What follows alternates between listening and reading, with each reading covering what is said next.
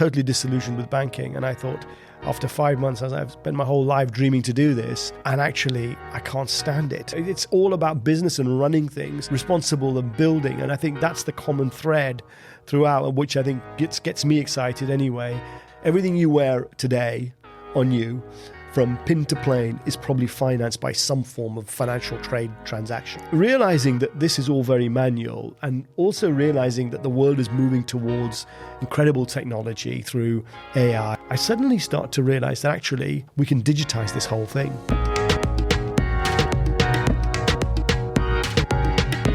Today on the podcast, we have Uzair Bawany, who's a serial entrepreneur, most recently of the fintech TradeStream, which has recently raised a Series B. They're specialists in trade finance and modernising that industry.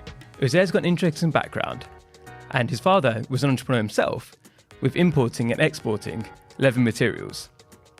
From there, though, he wanted to become a banker, which he then decided he hated quite quickly, went into the recruitment world, did exceptionally well, and was soon able to take over another company, scale that up, get that exited, before starting another business as well.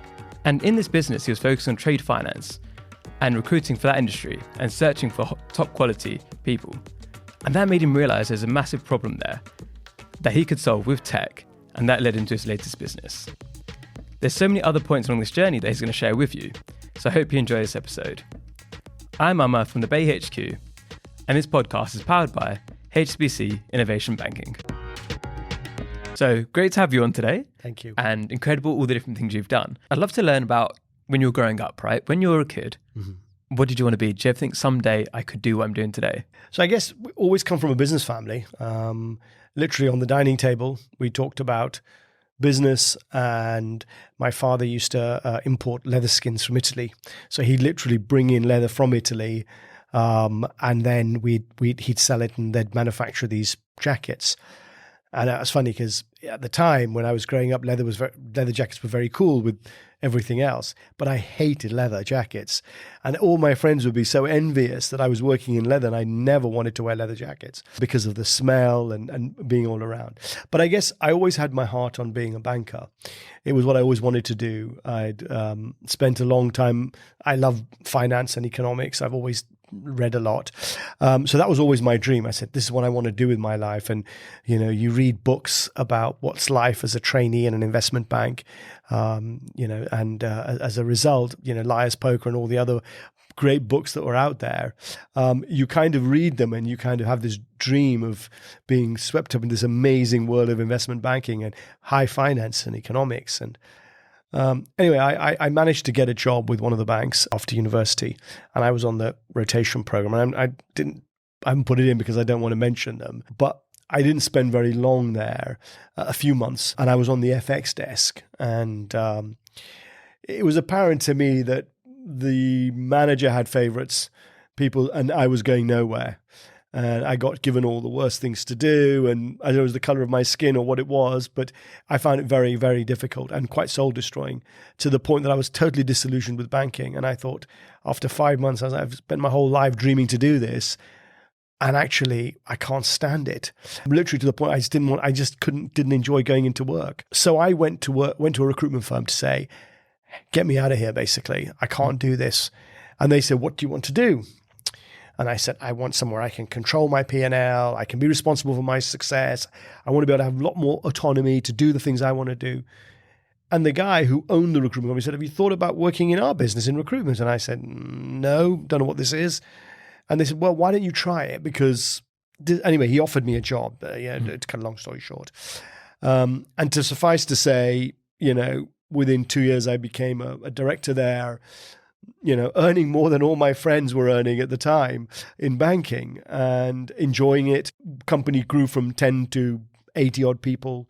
And then I approached the owner and said, look, there were four other directors. And I said, well, look, this is great, but I think can we have some equity, right? And they were all much older than me, the other directors. And they said, can we have some equity? And he said, oh, it's difficult. And we used to sit there at the audit every year signing his £1 million dividends off. So I'd be like, well, hang on a second, where are we going on this front? Even though I was only 24. Anyway, he all offered us I think 1.5% each in the company. And that was my cue to leave. Then I said, right, I'm not going to stay here for 1.5%. Just to stop you there for a moment. I'd love to just see that dynamic of you working in an entrepreneurial family, but choosing to go into banking instead and then go into recruitment. What was the family pressure like that? Was it the idea that like, why aren't you going to come and work in the family business? Or was it quite encouraging? No, I think my dad always was pushing me to go down the professional route for the first few years, as most Asian families do. Go and learn how to do things. And I suppose he was always, wanted me to do that. Having done that, he was very adverse to me quitting. He did not want me to quit. And I was explaining to him that I was very unhappy. He said, no, he'll get better. Just stick it out. But I couldn't. I just couldn't. And, obviously eventually supportive, but initially, you're too rash, you're too impatient, you need to give it time. I said, I'm getting abused every day. I can't do this anymore. It's not fair. And I guess, he came in the 60s. My father was at university. He came and studied here. We were born in Manchester, which is why I still support Manchester City for my sins. But born in Manchester and he was a chemist. And that's where the chemicals and the whole dyeing process for leather came in. So he came from a very much a chemical engineering background and was always patient and time and and there's me 6 months in, like, get out, I want to get out of here. And he was very against it. But anyway, eventually supportive of it. So yeah, that was how it worked. And then in recruitment, people say, oh, you're going to, and for me, it was being an entrepreneur again, right? It was having control of something, whether you're moving people or what I do now in technology. And it's all about business and running things, responsible and building. And I think that's the common thread throughout, which I think gets me excited anyway, is that ability to do anything without any restrictions if you have that ambition and desire. Yeah, and even when you went into recruiting, right? Because asking for equity a couple of years in, right, is not something many people would think to do. No. So there's lots of people listening, maybe working at smaller companies thinking, oh, they're just trying to get their promotion at their next raise. Well, I missed a step. I actually went to the other directors who were at least all 10 years older than me and said, let's do an MBO and buy him out. having read, a few books on it, I'm like, let's just buy the guy out. He doesn't turn up much. He's getting his checks every year. Let's just buy him out. And they all got very upset with me to saying, how could you say this? This is being unfair to him. We're stabbing. I said, we're going to give him a big check. But they refused. And that's what brought me to say, okay, well, I'm going to go and speak to him myself then and say, listen, if you want me to stay, you got to give me something. Where do you think that confidence came from? The company grew, and I think I had a large part to play in that company. It had been 10 people for many years, and all of a sudden we went to 80 in 3 years. So I think you kind of think, well, I can do this myself. I don't need him. I can actually do it myself. I understand this business, and I think I was voted in the #1 pinnacle recruiter in London, and all. It was all that stuff, and I'm like, I know I can do this. I'll do it myself, and that's without trying to be arrogant. I mean, I just thought, well, it's business, it's running, and I can build it myself. And I think in any business, and again, we can touch on this afterwards. It's about how you manage people and work with people. And that's something that I'd like to think is something that I enjoy, and hopefully I'm supportive, and hopefully people who've worked with me over the years will say that. So what did you do after that then, right? So once it didn't quite work out, So it didn't work out, left there, and actually was going to start my own thing. I said, right, I'm going to do it myself. As I was doing that, somebody introduced me to a woman who was a banker who ran a recruitment company and was failing. And I thought, okay. So I went to see her, and she needed someone with recruitment experience to help her, because they would literally sit there waiting for the phone to ring. If no one phone ring, they'd be doing crosswords or reading newspapers. So I said, okay. She said, look, come on board. I paid for 18% of the company in physical cash, and I took her company and I came on board. And it was the same story. It went from 5 people to 25 people in no time. I grew the business and we were doing amazingly. And then it got to a point where we had end of 2001, 2, when the markets were tightening up. And she came to me and said, we need to put more money into this business. And I said, I'm not putting any money if you're running this business, because you don't know what you're doing. And she didn't. She didn't understand it. She'd sit in a corner in the office in a room and wouldn't come out and thought she knew everything. And then I said, look, I'm not going to put money into this business if you're running it. You either give it to me, I'll buy you out. And this is 2001, 2, when the markets were in terrible state, or I'm leaving. I'm going to go do it myself. I'm done with all these people. So anyway, suffice to say, it became very hairy when I was working, she accepted my notice. During my notice period, she rang me up on the Sunday, told me not to come in on Monday, and that I had to not come in anymore. And I spoke to my lawyer Sunday night. They said, you have to go in. You're an employee. You can't just leave. So I went in and we negotiated. And I ended up buying her out. And I bought the entire company. I remortgaged my house. I had an apartment. I remortgaged my apartment and didn't realize that there was also a £200,000 VAT which hadn't been paid. She didn't tell me. I traded my way out of everything, out of the repayments, the whole thing. And we grew that business from what was 15 people to 140. And I sold it in 2000, just before the crash in 2007-8. So we set up in Singapore. We had an office in India. I bought a business in Ireland, 2 offices in London, and we grew that. And that's where I was that's where I kind of learned how to build. So when you say everything's great, it was amazing. I mean, we were like the darlings of the recruitment industry. I was on the chair of all the recruitment federations, and everybody wanted to know us, and meeting multi-millionaires in Singapore wanted to acquire us and everything. But then just as I was looking to exit, the market started getting edgy, and obviously Lehman's went bust, Barings went bust. So I've ridden a real bull market of growth and really managed a real down cycle. Consolidation, selling off bits, putting it all together, and then eventually selling it. And that's when the Fairway came up, the brainchild of my search business, which was all in trade finance. Looking at that journey, right? So obviously you were able to go very quickly at the first recruitment company, take over this other recruitment company, grow very quickly there. What was it that made you stand out so much compared to the competitors? Like, what were you doing differently to everybody else? I always used to say to all the people and all my teams about the fact that you just have to, don't worry about competition, worry about yourself. If you do your job to the best ability, and I used to spend a lot of time training and working with them and actually focusing on giving a great service to your customers, I wouldn't worry about what anybody else is doing because they will all mess up. You just have to do your job well instead of being obsessed with, I want to be the only person and nobody else should deal with that customer. I'm always been very, very, it's about giving all a customer wants. And I can tell you now as a buyer of recruitment, all I want is a few good candidates and people to listen to me and understand what I'm looking for. Everything else I'm not worried about. I don't want the lunches. I don't want any of that. I just want to be able to call you, trust you, and know you're going to provide some good people for me. And there aren't many recruitment people out there in the world that do that very well, sadly enough. So that's what I kind of focused on. And obviously the international focus as well. We were going through this element of globalization in the world. The world was moving into this kind of one world. Unfortunately, we've gone the complete opposite in the last 10 years, but certainly in the 2000s, it was all about, I wrote articles on globalization and how everyone's working together and how people were moving pre-Brexit and everything was just, and so we'd work with one bank and all of a sudden it'd open up all over Europe for you, and then you'd work in Europe or the US or wherever it was. Singapore, we set up an office because Singapore was a booming market, and obviously we worked with 2 banks, particularly that had big offices in Singapore. We leveraged off that, set up the office, built it out there. So I guess that's kind of what kind of drove the whole thing about, were we better than everybody else? There were lots of good companies out there, of course. I wouldn't say we were better than anybody, but certainly we had a reputation of being very straight, honest, and fair. And if we couldn't do it, we'd say we couldn't do it rather than saying we are and we don't. We hope you're enjoying the episode so far. We just want to give a quick shout out to our headline partners, HSBC Innovation Banking. One of the biggest challenges for so many startups is finding the right bank to support them.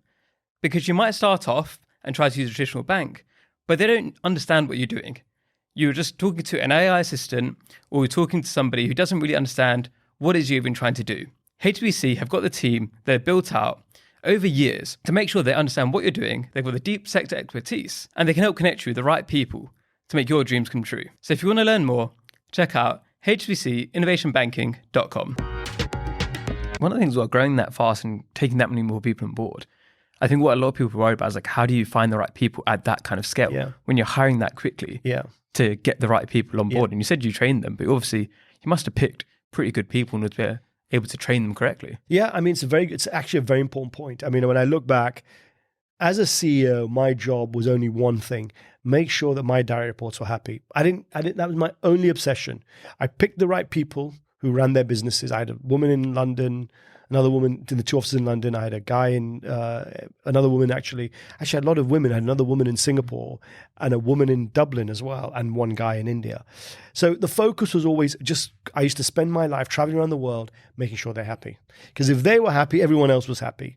And I went from kind of training the team to working with them so they could give the right messages down to the team. I know it sounds obvious, but actually I was always very supportive of my management team. I see too many CEOs who are too micro.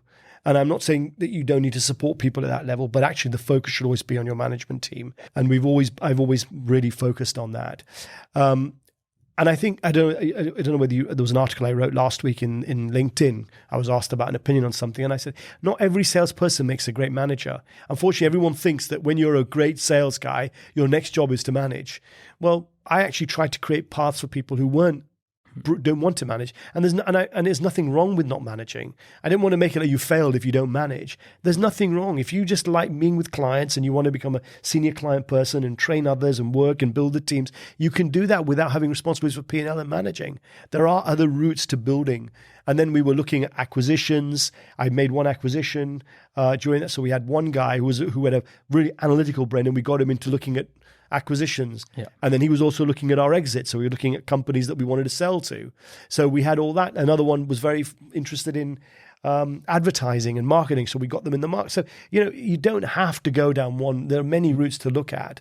And I think that's always what I've tried to encourage, is to try and understand people, what they want. And there's not only one path to success. So I think I could ask you a million questions about that period of your career. Yes. But let's find out more about Fairways. Yes. So Fairway was a search business. I figured market was down. I sold what I had to. I didn't write the check that I wanted to. So I always had in my head, 20s to 30s is your real learning experience.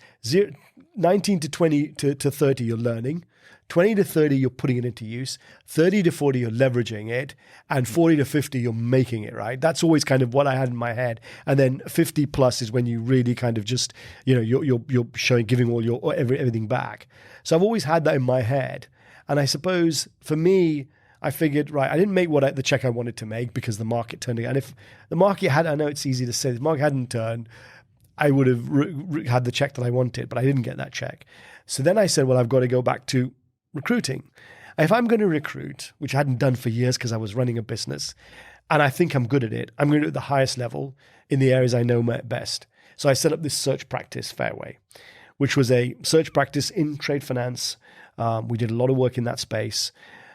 And I realized over the 5 years of doing that, and I was in Mayfair, I'd go to my gym at lunchtime, I had 4 researchers, I had 2 originators. It was a very different life, but a very nice life, learning, a lot of reading articles, a lot of meeting people, lots of board network events. It was a very different approach to, and I realized, having spoken to a lot of people, that there's this huge gap in trade finance where everything was manual. And it was the one complaint everyone said, it's too manual, it's too labor intensive. There should be a better way of doing things. And I kind of realized that and I guess as an entrepreneur in my head, I'm thinking, okay, this is a great life, and I'm earning okay, but I need a bit more stimulation in my life. And that's when it came to me. And I went to Milan. I have a friend who's my co-founder who at the time was running one of Citibank's, part of Citibank's business. And Achille and I sort of sat down over a few espressos in Milan saying, why has no one done this? And he said, I don't know. It's a good point.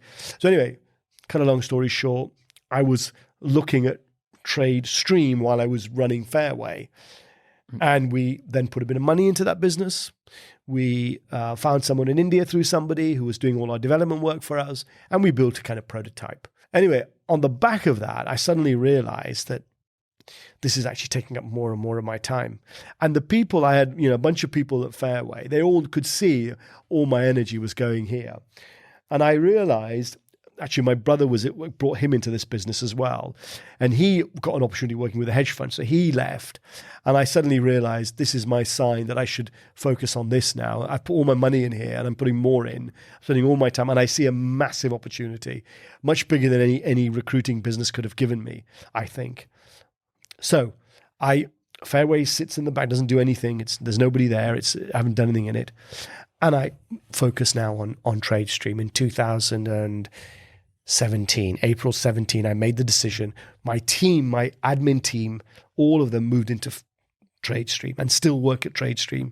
My accountant's been with me for 25 years. My PA's been with me for 28 years. Her daughter also works for me, who also worked for me in a previous company. I saw her give birth to a daughter, and now she's 24 working for us at TradeStream. So, they've all been with me for many years. And I suppose that's what kind of then focused. We took that, we invested more money. We took a friends and family round. First $2 million came from us and friends and family. Could you tell us exactly what TradeStream is for the audience who Sure. aren't fully sure or don't know too much about trade finance as well? Like, how does it help? So trade finance, and I guess this is why it was so interesting for me, is actually financing global trade. Everything you wear today on you, from pin to plane, is probably financed by some form of financial trade transaction. And so it's business, but it's the financing of the business. So import and export of anything that you import or export will be financed through some form of trade transaction. And the banks finance that. And there are complexities within that. But that's in essence what trade finance is. And it's a very manual effort.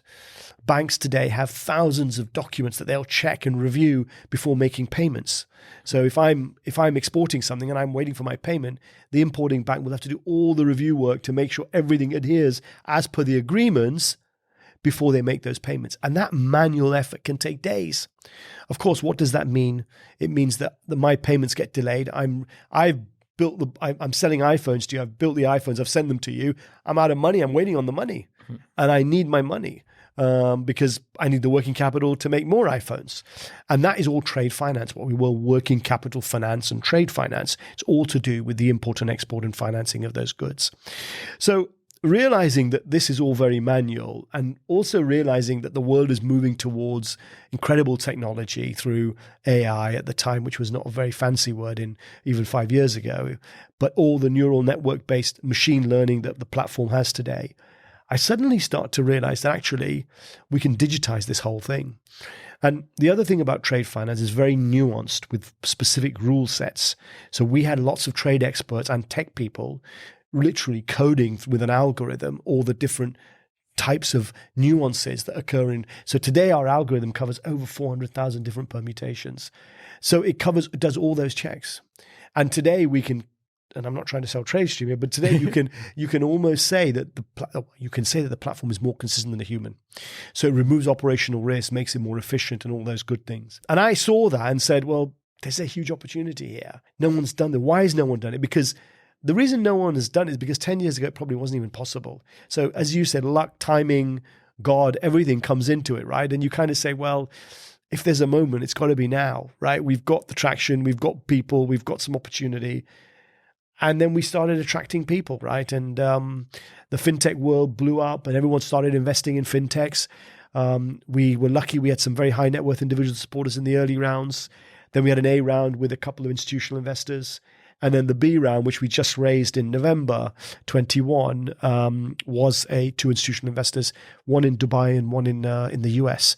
And that was a $21 million raise, which hopefully will keep us going for a while now. And the team now is 240, 250 people. So it's been, and I should say also, as I said to you, that I've decided to leave the company now, having been the chief commercial officer in the most recent role, responsible, raised the money, built the business. We have a CEO in place. And I guess it's now, I thought to myself, well, now the money's raised, what am I going to do? And I realized that, it's better to let that baby run now. I'm still a board member and a large shareholder. But I'm going to now try and see what else excites me and see what else I can do. So one thing I was smiling as you're saying there as well, because I remember earlier on you mentioned about your support Man City, right? Yes, I did. And you did that before it was cool. I did. Way before it was cool. Yes. And then now with the AI stuff as well. Again, you were in early before it was cool, and there's a common thread there, right? Let's hope so. Well, the Man City one, yes. Right. Like that was definitely way before anybody. Like now, there's lots of fans. I remember that. Yes, I know. Yes. So it's really interesting to see that as well, because, like you said, sometimes people are like, oh, why don't you do this, right? And it's like at the time it probably wasn't easy. Yeah. And now if somebody's trying to come up with the idea today, there might be a lot less barriers. But because you did it before and you had to go through a bit of the harder work at that time, that's what enabled you to get to obviously where you got to. It's a good point. I think I'm a sucker for punishment. But also, it's funny, like now leaving, I talked to my wife and she says, oh, should you be leaving? Is it the right time? Now the company's going to take off. I said, that's exactly when I should be leaving. Actually, I like to work in an environment where it is challenging, where hopefully you can shine through and what you've done. I mean, I built a business from zero to 10 million of revenue, 250 people in 6 years, and a pretty decent valuation. I'm hoping that would help somewhere else. And that experience is invaluable. I mean, what I've learned about SaaS businesses, about technology stacks, about technology in general, about growth, about international growth, I mean, it's been phenomenal. Was that intimidating at all? Because obviously other businesses were more people-driven, right? Like recruitment, search. Whereas TradeStream is so the opposite of that, right? It's very computer-driven. It is. It's very product-led. Product-led, yeah. And I think I've always wanted to run a product-led business so that we're not relying on people and we're actually relying on a product. And then it's the people to sell the product, which is also as important. So it's been you're right, it's a different challenge, but it's been interesting to that you don't have to think if that person leaves tomorrow, their accounts disappear, or if they do something wrong, this is a product. And you're constantly developing it and improving it and learning from it. So but I suppose, the challenge is what probably excites me. And it's very interesting. I mean, I'm officially leaving at the end of March, but I'm having some conversations. I've been on garden leave for the last month or so. And everyone you talk to, and I'm looking at investing in things and, various things, and everyone you talk to wants you to come on their board. And because I spent an hour with them and tell them, you're doing this wrong, you need to do this. And because I've been there and done that. I know how investors think, which is why I think maybe on the VC side could be an interesting route for me, because I can really help the VCs with understanding what founders are looking for and doing that. So yeah, I'm interested. And the other thing, of course, is markets, where to go. I mean, we're fairly globally open to location. So, when you talk about where's the new cool thing, I mean, obviously the Middle East is where the hot money is today. And looking at the vision of Saudi looks pretty incredible. So, maybe an opportunity to do that at some point is also appealing. What's also interesting about your background too is that even though you've been doing all these amazing businesses and taking on these challenges, you've also been giving that back throughout as well. You mentioned before about, you were talking about after 50, that's when you're going to do it. But then I know from what you're talking before, there's actually been going along the side as well. Yeah, so we've always had this desire to support and help people and be grateful for what you have in life and always wanting to help and support. So going back even 15 years now, 10 years ago, the Prince's Trust was asked to set up, or the Prince's Trust set up this, it wasn't part of the Prince's Trust, it was a Prince's charity called Mosaic. And Mosaic was focused on helping underprivileged kids from largely ethnic minority backgrounds. And actually it was the king now, but the prince at the time, who wanted to actually find a way to look at how we've got this huge diaspora of Asians in jail, largest ethnic population are Asian, and yet the most successful ones are also Asian in Britain. So why is this disconnect? So he and there were a bunch of us that we set up this, or well, I was not in the original setup, but was involved at the board level afterwards, set up this Mosaic to really focus on going into schools. We ran a program around schools, helping we literally go into the schools and run the program. And we did that. I chaired the London region and sat on the board, National Advisory Board. And we had different chapters in different parts of the country, which was very successful. £1.5 million charity, we raised money. And then it got absorbed into the trust, into the Prince's Trust, as the Prince prepared for Kingsmanship. This was one of his favorite charities. And he spent a lot of time. And I have to, if you want to talk about bigging up, I mean, I have to say that the king was unbelievably passionate for those from difficult backgrounds, and his care and desire to, which he doesn't need to, but he does so much. It's actually been humbling to see how, and having spent some time as well, he's really, really interested and wants to know all the details of the program. It's quite unbelievable, actually. Anyway, sorry. So we did that Mosaic charity, and that worked really well. I worked with a kid who, and this is off script. We were meant to do that program and then walk away from them.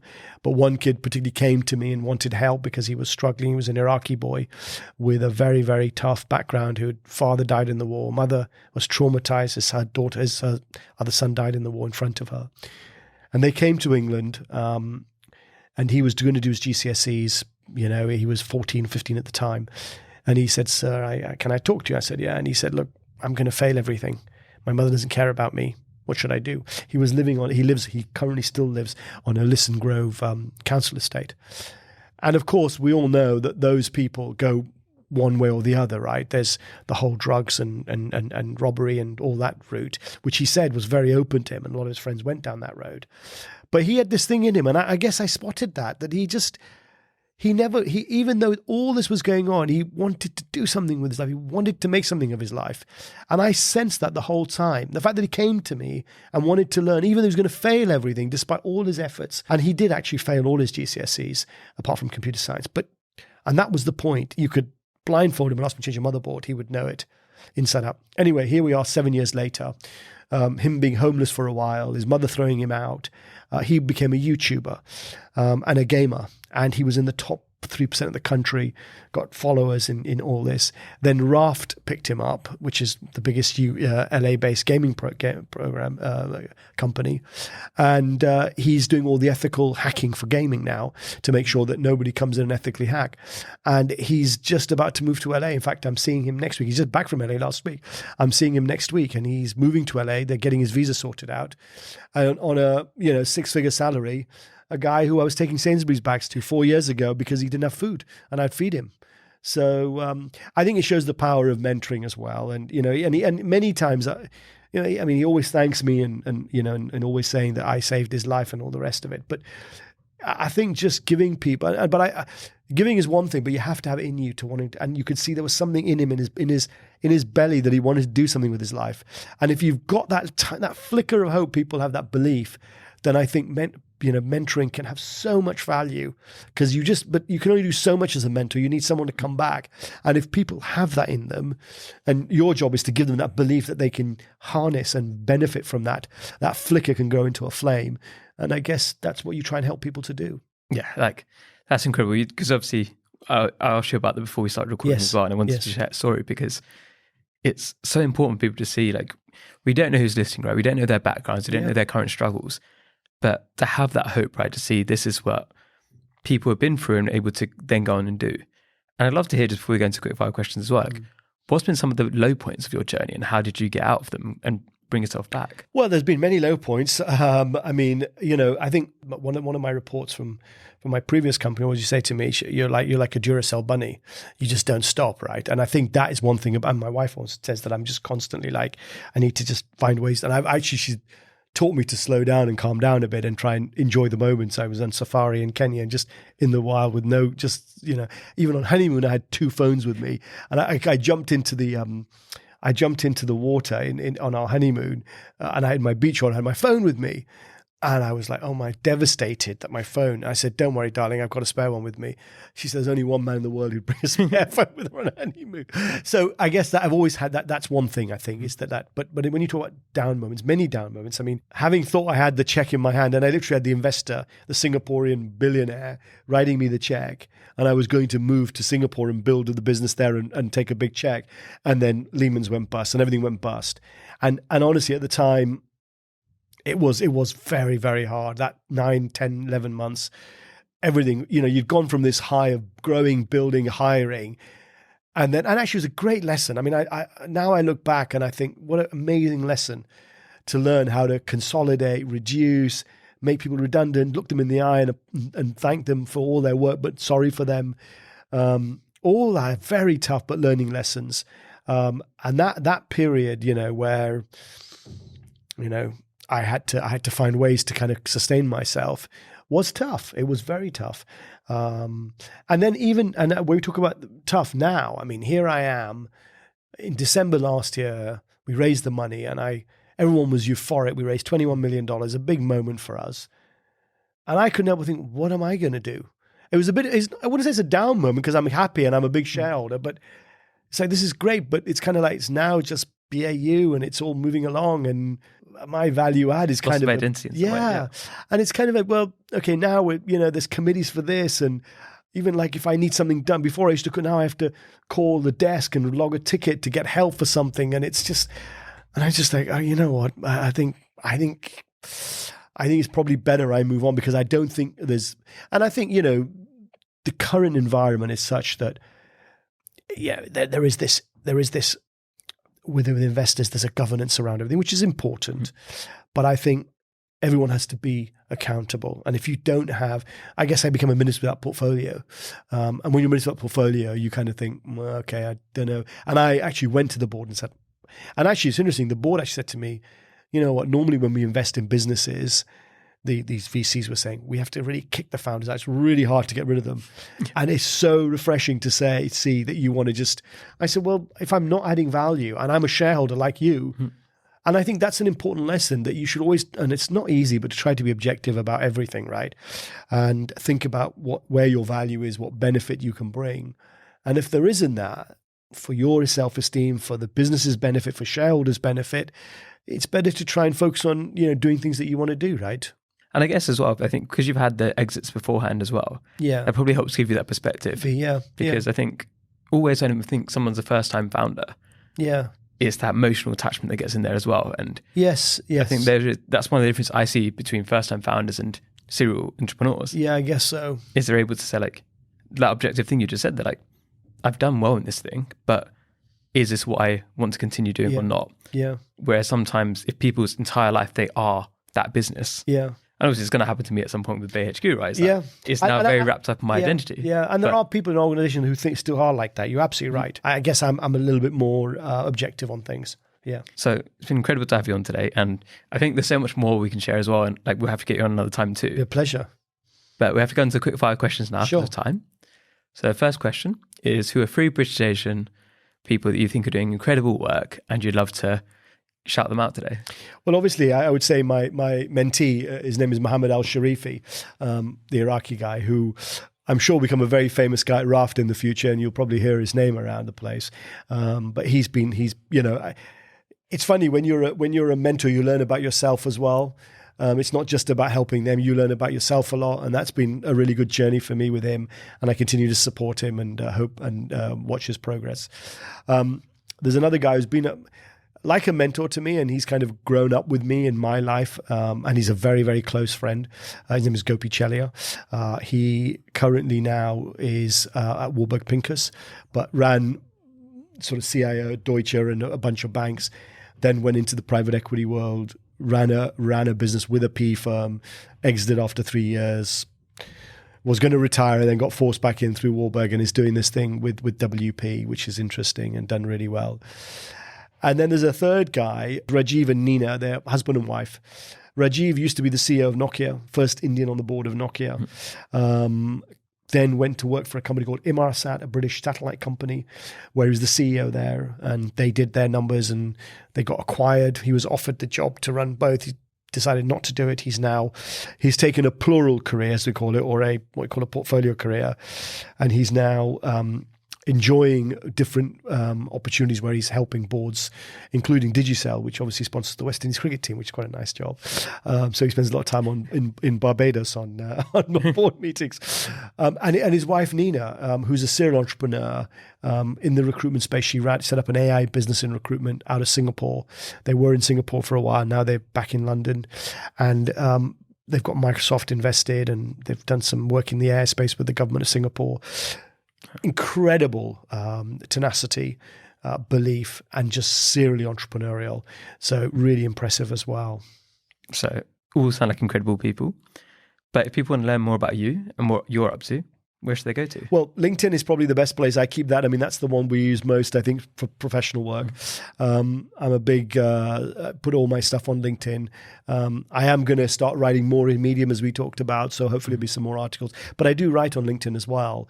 I wrote a really interesting piece, well, I think it's interesting anyway, piece on early stage investors and how you get money from VCs, and that went viral. I had a few 15,000 views on it.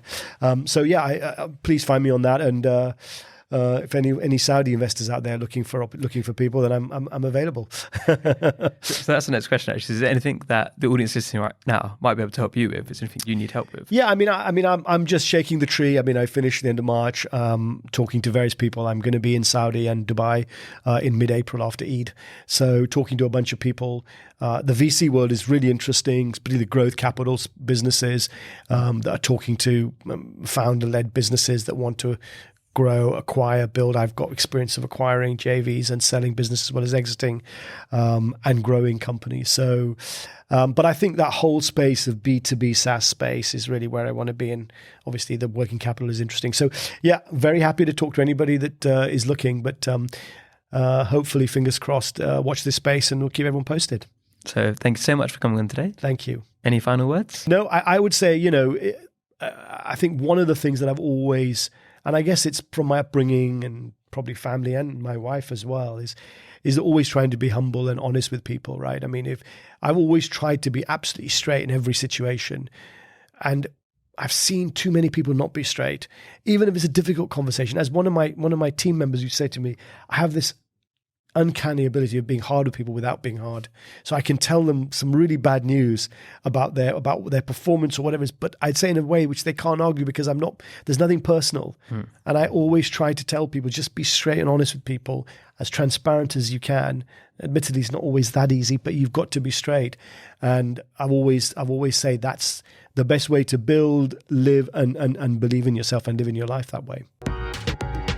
Thank you for watching. Don't forget to subscribe. See you next time.